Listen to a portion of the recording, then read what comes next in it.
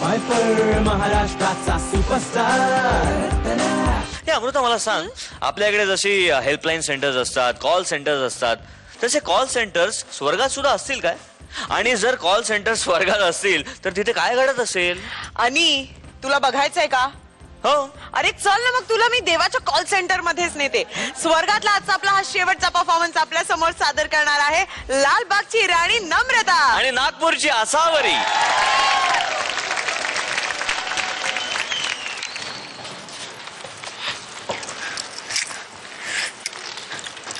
I am extremely sorry मला यायला जरा उशीरच झाला. इट्स ओके देवी. पण तू अगदी वेळेवर आलीस. देवी, अहो पृथ्वीवर मी कॉल सेंटर मध्ये काम करायचे. तिथे येण्याची वेळ अचूक असते, जाण्याची कुणालाच माहिती नसते.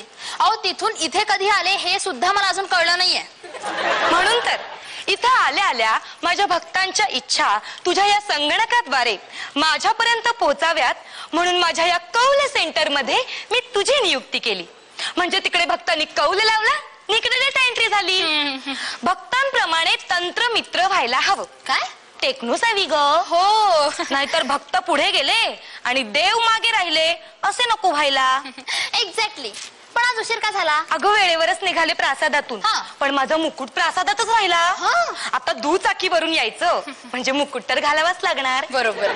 त्याचप्रमाणे पृथ्वीवरल्या हेल्मेट सक्तीच्या नियमाप्रमाणे आपल्या स्वर्गातही मुकुट सक्ती केली ना. काय सांगताय? हो मग. बरं ते जाऊ दे, काय कालत माझ्या भक्तांचे मसाज. हो देवी, त्याला मेसेज म्हणतात. अगं किती किती चुकीचा उच्चार करतेस तू. बघ माझ्या ओठांच्या हालचालींकडे बघ. बघ मसाजेस. परत चुकीचं. तुम्ही मानव ना नेहमी चुकीचं बोलता. सांग काय आलेत मसाज. साताऱ्याहून एका मिडल क्लास ऊस शेतकऱ्याने तुम्हाला मसाज केलाय की यंदा ऊसाला योग्य भाव मिळू दे. दिला भाऊ. पुढे असा कसा दिला? तिथल्याच एका साखर कारखानदारांना मगाशी साखर घातलं होतं. यंदा ऊसाला पाडण्याची संधी मिळू दे. असे पेचात पाडतात हे भक्त. बघा ना. पण जाऊ दे, चांगले काय नि वाईट काय, शेवटी भक्तच ना ते. दोघांचीही पोट भरण्याचा विचार करायला हवा. करा करा, पण जरा सबुरीने. असू दे. पुढे. पुढचा मसाज एका कॉलेजच्या विद्यार्थ्याने केलाय आणि तो म्हणतोय पेपर फार कठीण होता देवी, पास कर. काय? शांत व्हा देवी. देवी काय यांना एटीकेटी वाटली? नापास होऊ दे त्याला. काय? म्हणजे पुढच्या खेपेस अभ्यास करताना चांगली सद्बुद्धी मिळेल. सांडिंग मेसेज. हो, सेंडिंग म्हणतात. देवी कोण आहे? तुम्ही. मग कोणाचं ऐकायचं? तुमचं. सांडिंग मेसेज. सांडते सांडते. सांडला. पुढे. हो देवी, तुमच्या एका भक्ताने तुम्हाला 3 करोडचा मुकुट चढवलाय. 3 करोड? हा. आणि तो म्हणतोय की मी वसवलेली इल्लीगल झोपडपट्टी लिगल होऊ दे. अजिबात नाही. का? सीबीआयला मसाज पाठव. आत्ताच्या आत्ता त्याच्या मागे चौकशीचा लकडा लागला पाहिजे. हो, पण तो तुमचा भक्तच आहे. नाही, अशा भक्तांना मी मानत नाही. अशा भक्तांच्या बाबतीत मी नास्तिक आहे. पुढे. पुढे काय? रोजचे सब्जेक्ट आहेत. 11,000 लोकांचं म्हणणं आहे की मला मुलं होऊ दे. 12,500 लोक म्हणतात माझं लग्नच होऊ दे. 15,500 लोकांना नोकऱ्या हव्यात. 4 ते 5,000 लोकांचं ऍडमिशन करायचंय. बापरे बापरे बापरे बापरे, केवढी संकट आहे या पृथ्वीवर. अहो हे तर काहीच नाही आहे. आज तुमची जयंती आहे.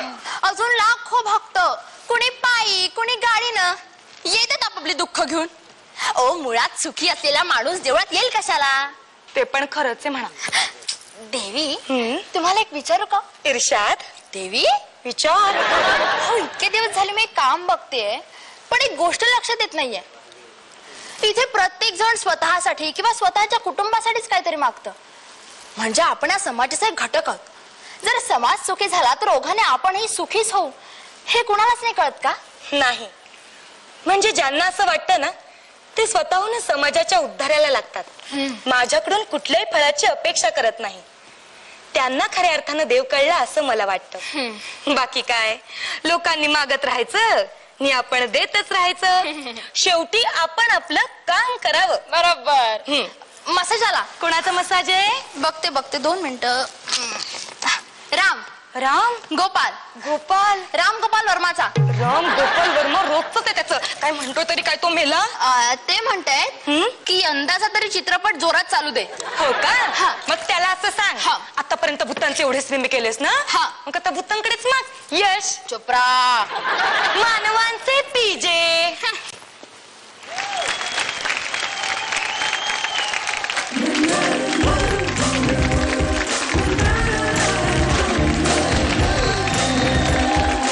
मस्त आला. चला कमेंट्स विचारूया. महेश सर, तुमच्या कमेंट्स. छान झालं.